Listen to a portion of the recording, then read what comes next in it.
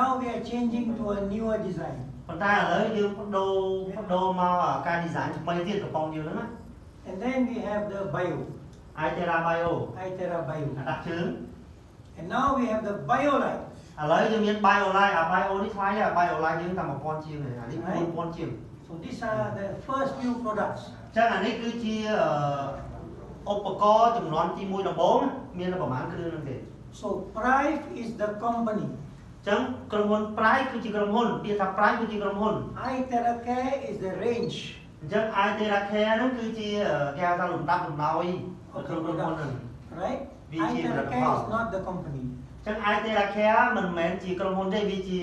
ឈ្មោះឧបករណ៍មួយណា Okay? បាទ Alright. And we want to be the number one in the world for healthcare products. អញ្ចឹង iTerra Care គោលបំណងក្នុងនោះនឹងខ្លាចទៅជាលេខ1លើលោកពាក់ព័ន្ធទៅនឹងឧបករណ៍ជួយសង្គ្រោះសុខភាពឧបករណ៍ជួយសុខភាព